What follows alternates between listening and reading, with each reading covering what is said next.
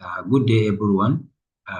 Like I promised earlier on, I I wanted to come for my today's lecture, but unfortunately, something urgent came up in my department that needed my attention. So I had to stay back and take care of it. I'm very sorry for that. All the same, I am making the lecture on some video so that you can have time to listen to it, to watch it. If there is any question that may come up from anything that I'm going to discuss, you can send it to my WhatsApp number, so that I will respond to it. Or you can reserve your questions until we meet in the next class. Thank you very much. So our today's lecture, based on the course outline, is research problem. Now, what I'm going to do is, if you check the course outline, you will discover that most of the topics are basically what you are going to do when you embark on your project work. So I tailor the course content in such a way that it will really guide you throughout your research project activity. The course outline takes each and every research activity separately, weekly. So this week is going to be research problem. So let me share my screen so that we'll start the lecture.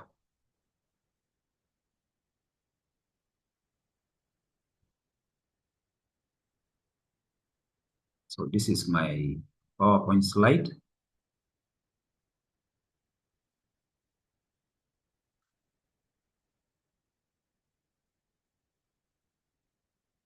Okay, research problem. So I'm going to start. Okay, research problem, research problem is one of the most important aspects of research work, because as a researcher, you need to clearly define your problem, articulate your problem so that your audience can see clearly that your research work is not reinventing a wheel. It's trying to advance scientific knowledge or to fill a research gap from the literature. So research problem is a specific issue, difficulty or contradiction or gap in the knowledge that requires investigation or resolution. That is research problem. So, as like I mentioned, the first in our previous lecture, I mentioned that the whole essence of research is to advance knowledge, to discover or to fill a research gap. So any research endeavor that will do what others have already done is like, repeating or wasting your time. So any research endeavor should be such that will really fill in a gap in the literature. Or at times you may replicate a study that is conducted somewhere else in the world and see the effect of maybe culture and context, whether the differences in culture will affect the findings. That is allowed, especially at the undergraduate level. So it is the focal point of the research study and serves as the guiding force for the entire research process. So when you clearly articulate your research problem, that will guide you through your entire research work. Because right from the research objectives, research hypotheses, the variables in the study, and the literature review and methodology, all are going to depend on your ability to clearly define your research problem. So generally, research problem involves the following as they guide a study. There should be background of the study, statement of the problem, research question or objectives or hypothesis, and then significance of the study, and lastly, the scope. These items are what that normally feature in, mostly we call it chapter 1 of your research work. Chapter 1 or section 1. This section is very important. It's the key heart of the research work.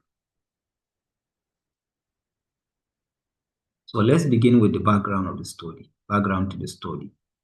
Background of the study Generally start by introducing the research variable and style that fits the problem under the study. The background to the study start by discussing the problem area that is dependent variable. So when you embark on writing your background study, you start with your dependent variable because that is the primary focus of your study.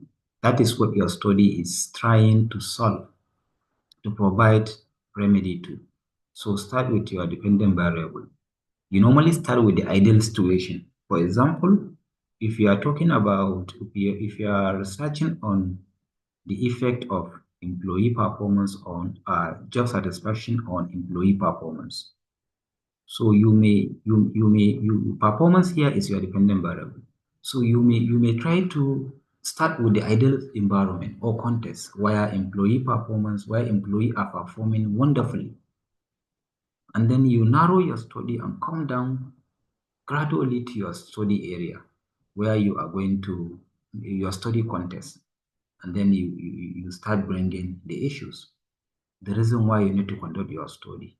Maybe when you start with the ideal situation, employee performance, if your case study is like, let's say, lecturers, university lecturers, so you may start with the environment where university lecturers are really performing wonderfully, like all these Asian countries or Europe, you understand, or even in Africa, where relatively you have better, universities and lecturers than Nigeria. So you can study your own background with the kind of ideal situation where those lecturers are really performing.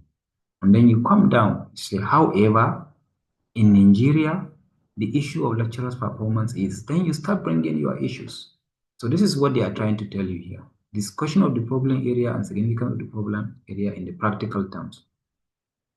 And then you start talking about the practical issues. So whatever issue you may want to discuss in your background should be practical issues in nature or managerial issues in nature. So brief discussion of the proposed solution that is independent variable to the research problem. And then after you talk about the problem, then you gradually come, towards your dependent variable, independent variable, that is the solution to the research problem. That is dependent variable. So after you start with the ideal situation, you mention how amazing lecturers are performing in let's say South Africa, and then you come down to Nigeria, and then you start, painting the issue red by showcasing a lot of issues in lecturers' performance. And then you smartly, in a very smart way, you come down to proper solution in the form of your independent variable. This is how you coin your background to the story. So let's go further. Secondly, the major thing discussed in the background to the study is the research issue, or what we call practical issue or managerial issues. Most of the things, or most of the focus of your of a researcher in background statement is on practical issues. This is where you will talk about practical issues, the real problems, in your study, in your case study, your study context. What are the problem? What are the issues? What are the likely consequences of that problem? You understand? You try to, convince your audience that this problem is serious to the extent that if remedy is not proper, the problem can escalate and has a kind of have a kind of negative consequences on so many stakeholders. Okay. So in this research, a researcher candidate present and analyze current observations, experiences, opinion, etc. that reflect or bear on the existence of the problem. A research candidate argues with evidence for the existence of the problem practically.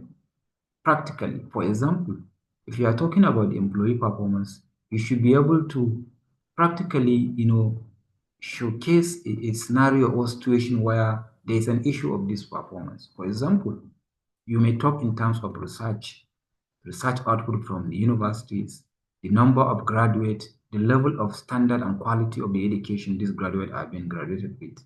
All these things are indicators that will reflect the lecturer's performance.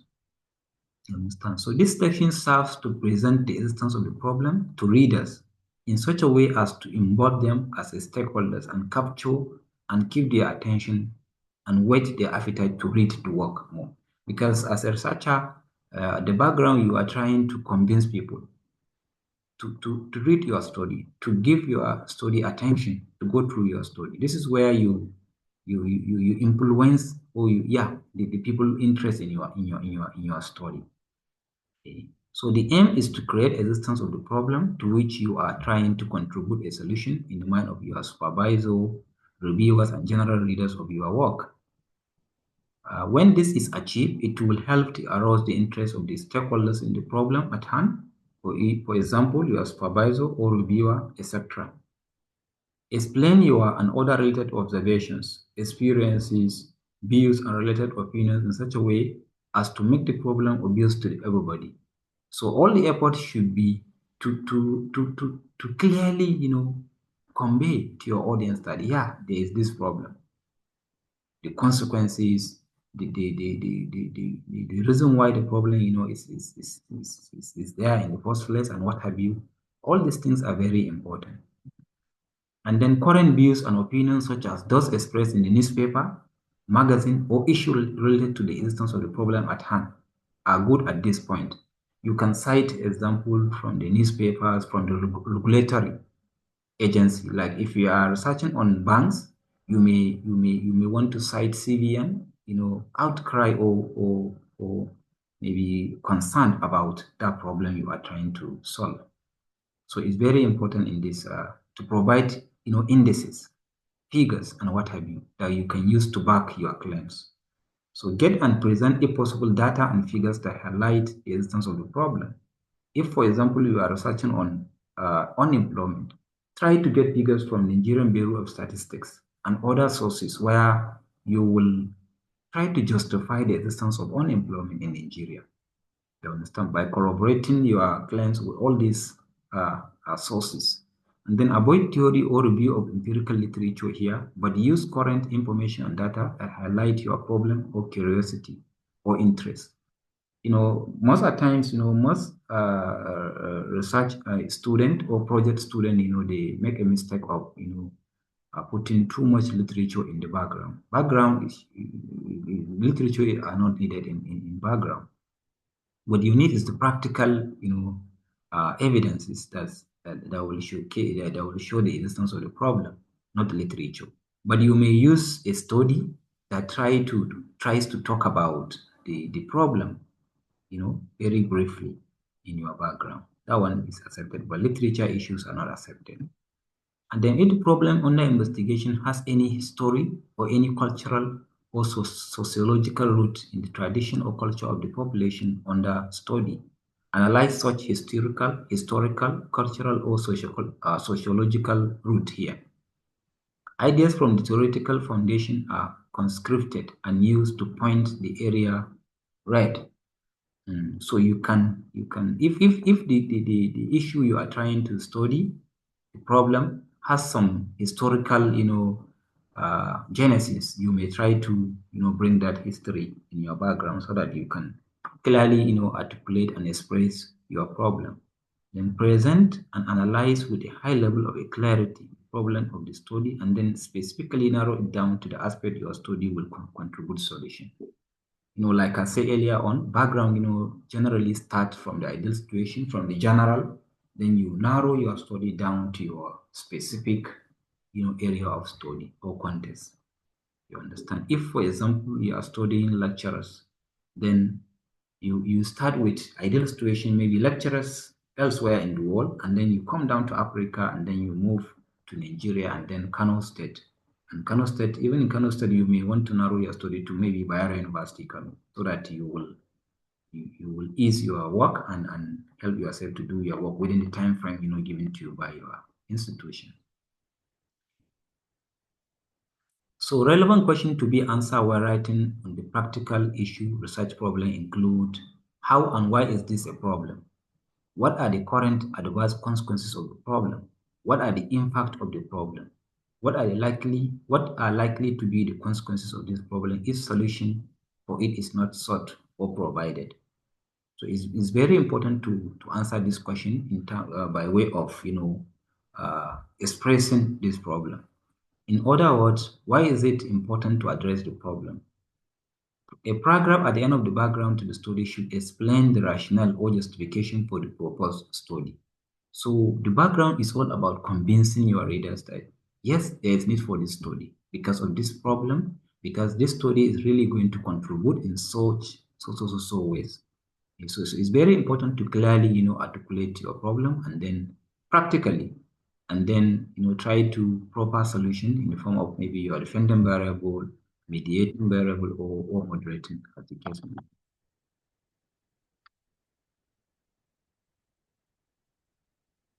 So writing, so the next aspect of this is writing statement of the problem. Statement of the problem is another important area of your study apart from the background. Statement of the problem, unlike the background, most at times, focus on theoretical issues. Background, focus more majorly on practical or managerial issues. So statement of the problem is mostly theoretical. So in writing statement of the problem, the researcher presents and analyzes the problem to which they are trying to contribute a solution through their research. The heart of any research endeavor is the problem. Researchers start with well when they begin with an unmistakably clear statement of their problem. Unlike the background to the study, which introduce variable of the study and present and analyzes current observations, experiences, view, opinion, etc. Statement of the problem present the literature gap elaborately. So you see, like I said, statement of the problem, majorly like 75%, focuses on literature issues, while background, focuses, majorly on practical or managerial issues. Okay, so you need to take note of this. So writing statement of the problem, the researcher's effort in explaining the literature gap should be able to provide answer to the following questions.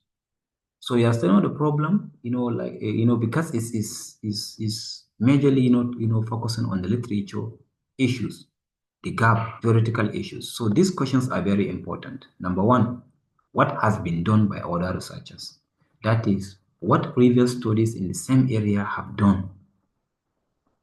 You understand? You need to cite some few studies that have conducted in the same area and then to highlight what they have done and then what is not done. What it is liked that they have not done. You understand? In other words, what are the gap in the studies you mentioned? You look at this gap in terms of their limitations. You understand what this study is supposed to have done, which they have not done, which you may likely, going to take care of with your own study. Is very important. So what is not done, and what is the current study going to do about the identified gaps? What your study is going to do with these identified gaps? If, for example, you discover that most of these studies, are conducted in Malaysia or maybe China or Japan. Very few studies, or there is scanty of studies that are conducted in the same area in Nigeria, particularly Kano State. Then you can replicate. You can use this in your problem. Even though this concept has been, or this area has been researched variously, many researchers have conducted research in this area, then you mentioned the studies. However, in Nigeria, particularly Kano State, there is scanty of study that conducted you understand, blah, blah, blah, blah. Maybe student failure in exams in tertiary institutions. You understand? So maybe because of the relevance of culture, maybe the culture in Hausa may be quite different from the culture in southern or eastern part of the country. So even though some few studies could be found in southern or eastern part of the country, but there are few or scanty of same studies in northern Nigeria, in Kano State in particular. So you can provide this justification and then you go ahead and do what you feel you need to do. If, for example, most of the studies in the literature, find consistent finding, then that would give you an idea of maybe a moderation to moderate the result and see what is likely going to happen. You understand? If there is inconsistency, this study, find significant, this one not significant, then you can you can go for intervening variables. You understand? So it all depends on how you map or review the literature, what you are able to come up with. That will guide you to answer this question in your problem statement. But in coining this problem statement, you are not expected to provide answers to this question. That is not what I mean. What I'm trying to say is that whatever you are going to do, as in trying to explain your problem theoretically, should be able to answer these questions. Maybe in our next class, I'm going to practically show to the class how these issues can be done or captured in your problem statement. So answer to the above questions should explain logically to provide connection and should be consistent with the literature. That it should be up to date with the literature. What other studies have done, what is not done, and what are you going to do so that you advance the knowledge. That's the whole essence of research. If you can remember our last topic, we mentioned some reason why people conduct research. One of it is to advance knowledge, is to solve problems. You understand? So all these are part of those things. So the next item is significance of the study. This section discusses the potential usefulness of the findings of the study to all stakeholders. More specifically, significance of the study discusses the potential usefulness of the findings of the study to theory or advancing accumulated knowledge, current literature, methodology of research, future researchers, policy development and implementation. So when you are coming up with the significance of the study, the significance of the study should be able to explain clearly how it's going to enrich these areas. Number one, theory or advancing accumulated knowledge. Maybe in the area you are researching, maybe there is scanty of the same kind of study, then your study is really going to contribute to the literature. You understand? Or maybe there is consistency or inconsistency of findings. Maybe your study may address that problem. You understand? And then in the current literature, and then methodology of research. Maybe the previous studies have used, let's say, manual way, mathematical way of data analysis, and now you are going to use software like SPSS or PLS, or you understand. So methodology, or maybe most previous studies, use small sample, you understand, and now we are going to use larger sample, or maybe they use cross-sectional study, and now you are going to use longitudinal study to collect data at so many points in time. So, and then what are the significance of your study to the future researchers? Research is about advancing knowledge. Others have already done their own, and now you are going to do your own. So what is your study going to contribute to the future researchers? Is also part of your research significance. You need to capture it under your significance of the study. And then policy recommendation, policy development and implementation. What are the recommendations your study is likely going to offer to the policy makers for policy implementations, so that that problem you have identified and you're trying to solve in your study can be solved using your recommendations. So these are the areas where your research should be significant as a study. And then scope of your study. When we say scope, we are talking about the area that your study covers. Sometimes, in order to make things manageable for yourself, you narrow your study to an area that you can make an impact, you can contribute. So what are your self-imposed limitations in the study? How have you narrowed the scope of the study? Such scope includes the variable of your study. You understand? There are so many factors that contribute to a problem, but your study should be able to take a position, to take factors that you really feel are very important, not everything. So you need to limit the number of variables, the nature of variable you're going to use in your own study, not everything. And then sample, typical of individual and organization to investigate. What is your sample? What is your unit of analysis? Is it organization, individual, or diet? You understand? It's very important to clearly state your sample, you understand, and the number of your sample. It's not possible to study the whole population because population could be very large. for your study. So how can you narrow down your study to specific number of people through sample? You understand? And then geographic location or boundary, where your study is going to cover. Let's say Kano State. If your study is on student of university, you may want to consider maybe Bayero University and give your reason for selecting Bayero University. Maybe it's the oldest university in Kano State. So any reason can be should be backed by the literature or reasonable or logical something that will really convince to your audience that yes, you know what you are doing or you have done right. So this is for the scope of the study, and then limitation of the study. Another important area of chapter 1 of your project is limitation of the study. Limitation, we are not talking about the personal problems. Most of the times, student, in this section, they normally talk about their personal problem, which are not the real limitation we are talking about here. The limitation we're talking about here is the limitation of your study. What your study should have done, which the study is unable to do. You understand? These are the limitations we are talking about. So despite the significance of a particular research, the study must have some limitations. This section discusses shortcomings of the research that arises purely from the research. You understand? Shortcomings. Maybe you propose to use 300 sample, but due to non-response bias and what have you, you are unable to get maybe responses from 300 level. You are only able to get 100 or 50 or 150. That is a limitation to your study. So all these limitations are what you should capture under limitation. You understand? This limitation may include no personal problems such as finance and time constraint are discussed under limitation of the study. Even though undergraduate project has some time frame that could limit the extent a researcher can go to make a very good research.